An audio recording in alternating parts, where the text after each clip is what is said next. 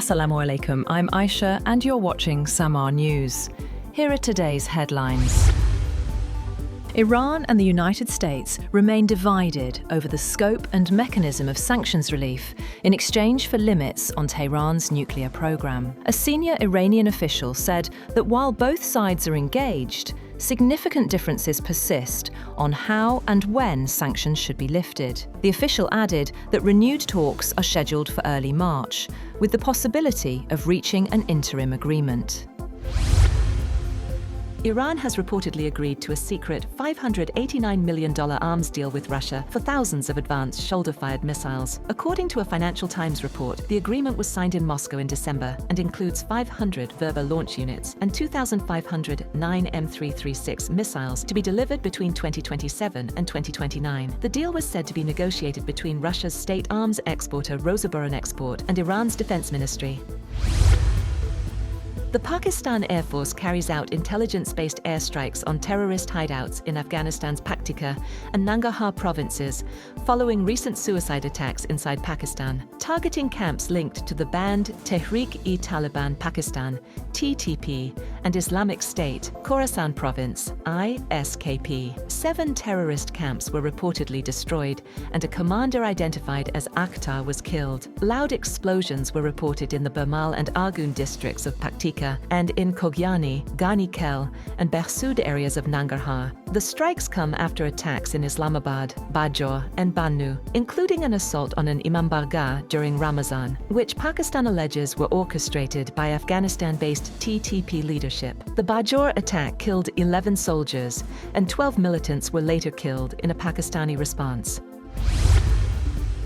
The U.S. Secret Service says its agents have shot and killed a man in his 20s after he attempted to breach a secure perimeter at Mar-a-Lago early Sunday. The agency said the man was carrying what appeared to be a shotgun and a fuel can when he approached the resort's north gate around 1:30 a.m. President Donald Trump was in Washington at the time. Authorities said the suspect's intentions remain unclear.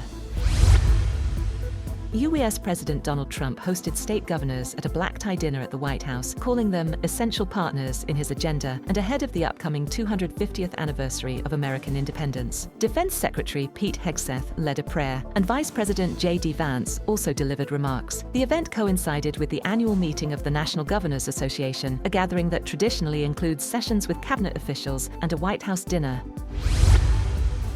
Greenland's Prime Minister Jens Frederik Nielsen has rejected President Trump's proposal to send a U.S. Navy hospital ship to the Arctic territory, saying no thanks. Trump said he was working with Louisiana Governor Jeff Landry to dispatch the hospital ship Mercy. Nielsen said Greenland remains open to dialogue and cooperation, including with the United States, but urged Washington to engage directly instead of making announcements on social media.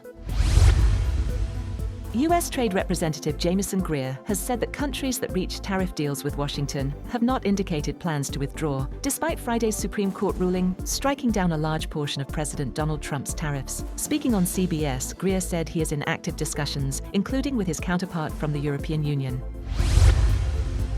Russia has launched a large-scale missile and drone assault on Ukraine, targeting key energy infrastructure. The overnight barrage included dozens of strike drones, as well as ballistic and cruise missiles, with at least one person reported killed. Strikes were reported in Kyiv and surrounding areas, the Black Sea port of Odessa, and several central regions, including Dnipro, Kirovohrad, Mykolaiv, Poltava, and Sumy. A police officer has been killed and 24 others wounded in multiple bomb explosions in the western Ukrainian city of Lviv. Ukraine's national police say homemade explosive devices detonated around midnight. The first blast occurred after a patrol unit responded to a suspected shop break-in, with a second explosion following shortly afterward. Authorities have launched an investigation into the incident.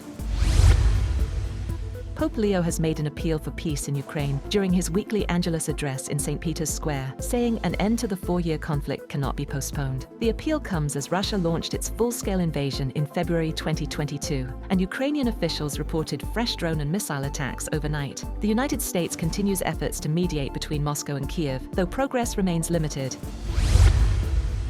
Brazilian President Luiz Inácio Lula da Silva says his country does not want a new Cold War ahead of his upcoming meeting with US President Donald Trump. Speaking at a press conference in New Delhi at the end of his 3-day visit to India, Lula urged Washington to treat all nations equally and avoid deepening global divisions. He emphasized that Brazil does not seek to interfere in other countries' affairs and supports balanced international relations.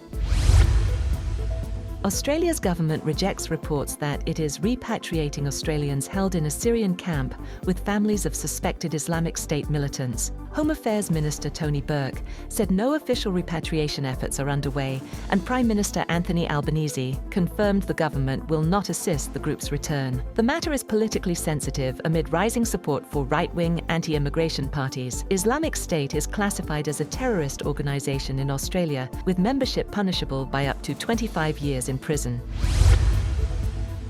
And it appears that giant appetites have fueled the incredible performances at the Milano Cortina Winter Olympics, as organisers revealed that athletes consumed roughly a ton of Grana Padano cheese over 16 days. They also went through 365 kilograms of pasta daily, 10,000 eggs, 8,000 coffees, and 12,000 slices of pizza. Up to 4,500 meals were served each day in Milan alone, with thousands more in Cortina and Predazzo. Despite tight deadlines and venue delays, organisers declared the games a success ahead of the closing ceremony in Verona. That's all for now. For more updates, visit www.samaa.tv.